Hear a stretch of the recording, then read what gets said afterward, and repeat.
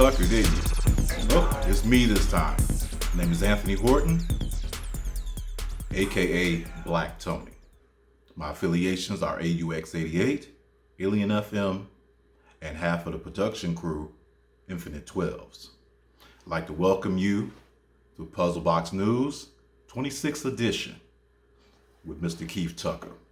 My boy, enjoy this one. Why electronic music and why techno? I chose the genre of electronic music because I saw similarities when I was growing up into fusion jazz and people that were using electronics and synthesizers in their music, new wave and different forms like that. And I was like, that was very interesting to me, and that projected like a future and escapism or whatever. So of course, coming from an R&B background, that made me want to dive into something. I've always been one to want to go into something that was more challenging, you know what I'm saying? So take my knowledge of my R&B base and put it towards something far as futuristic. Who is the Prophet? The Prophet was a nickname gave to me from a friend who purchased You Have the Right when I was a member of Scan 7.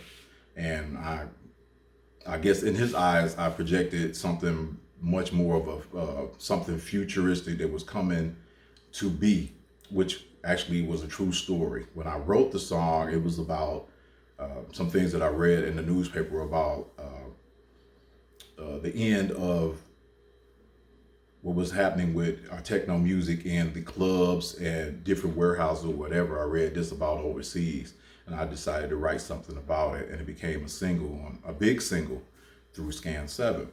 And this guy, I wish I knew his name, but he used that. I think he was in a third world country or whatever, but it was used as a battle cry for his purposes or whatever. Going on over there, and that was a big honor to me, and I'm very humbled to have a record like that and an anthem to include into this techno music. It was also the first record, the very first one at the DEMF. As I was coming, when I was living downtown, it was projected all over downtown. It truly humbled me and almost had a tear in my eye. I must be honest about that. So I thank everybody that really enjoyed that, and that was the purpose for that record. Do you purposely take the low-key role to project yourself as a shadowy figure? No, that's a no right there. I became a shadowy figure because I've always been in the background of different projects and different music. I was a shy person at first, and I found out through this music I can be somewhere in the front. You know what I'm saying? My voice projected, my voice was changing over time, and it's always been featured in different projects that I partaked in. So the shadowy figure thing, some of that was true like that because of different situations and different groups I associated with.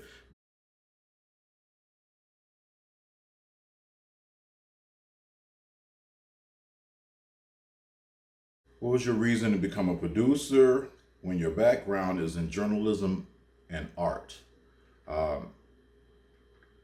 saw that most of the things were going hand in hand, journalism and art. I started wanting to write about the music and depict different things, images or whatever that would uh, give other people the opportunity to see what I was seeing or the new music that was coming around in the 80s or whatever. I decided to become a producer. That was actually my brother's dream. So I wanted to continue his dream after he passed away. Rest in peace, Buck. Why do you figure throughout the decades you've been a respected figure in Detroit techno and electro? The answer to that question, I have ideas and no idea. It kind of sort of grew out of itself. More involved I became with like-minded people and forward thinking. I immersed myself into this music 110%. And most people know that that's where my heart was. I never let it go. And it guides me to a future to this day that I will never let it go. And that's where my heart is. And I see from the response of other people that they appreciate what I do. Let's talk about back in the day till now. How did you feel when the majority of black audiences stopped listening to electronic music and embraced hip hop, b-boy culture? It didn't hurt. I would say I missed the audience. We were used to that, but it was growing and expanding before we really could acknowledge what was going on. We were getting responses from people that were buying the music around the world. And as the audiences were trading towards hip hop, which I'm still a b-boy, as they were trading towards hip hop, they wanted to get into something more of in the moment.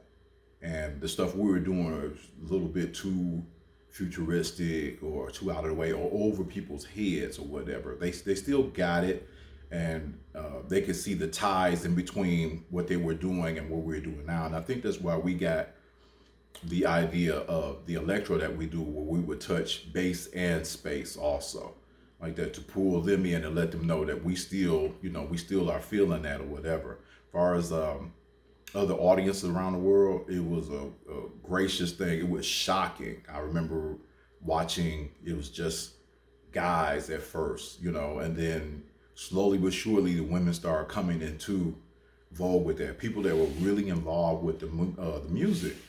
So yeah, it was a strange time to see your audience just dramatically shift, but you couldn't deny the power of hip hop at the time, as techno and electro were going global. That was truly a blessing to see your audience grow, and not a lot of people, a lot of producers or musicians get to see that action. Who are your influences? My influences, Jesus, in the beginning, it would be Roger and Zapp, uh, Miles Davis, Herbie Hancock,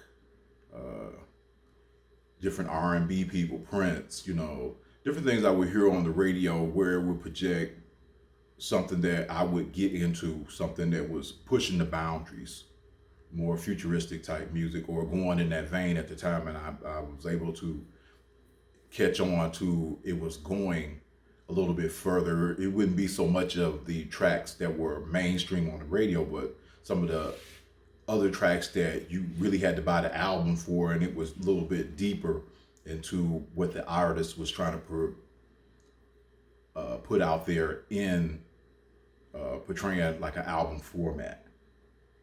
What is your relationship with the music?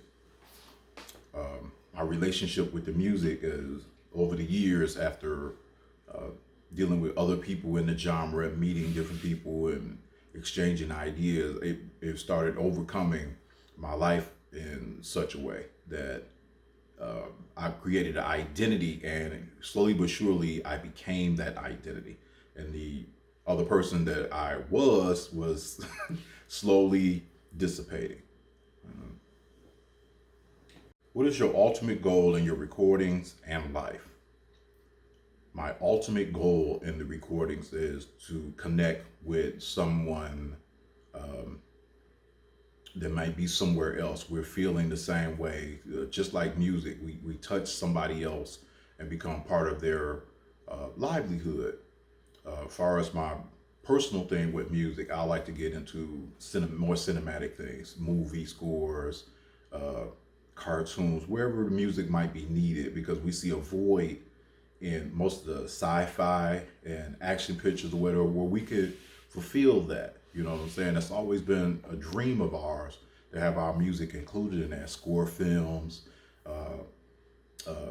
cartoons or whatever, do voiceovers. I do voiceovers also like that, or document books, different things like that. So I would say that's still a goal of mine, and I'm reaching for new goals.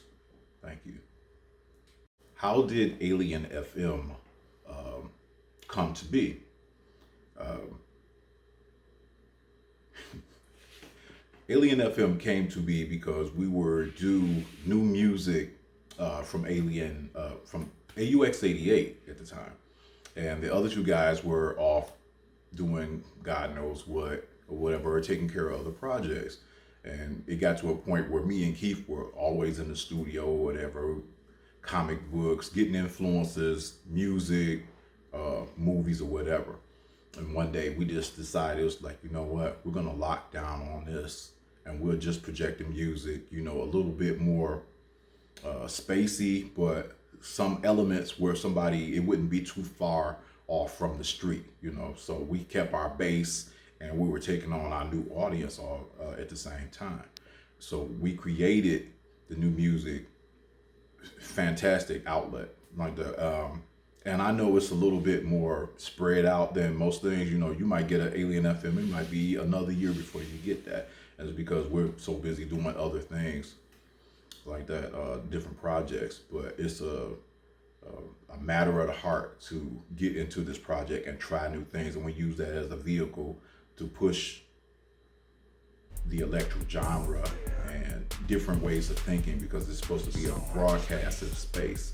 You know, you never know what you might hear or what might be projected in that project. You know, it's like a radio station. So we look at that as a way to go away from the norm and push those boundaries. Hey, I just wanted to say, everyone, please hit that subscribe button for YouTube, and please subscribe to my page. I really have enjoyed all the support I've been getting, but hey, like this and subscribe to this page. Keith Tucker K-1. Hit subscribe. Space and time.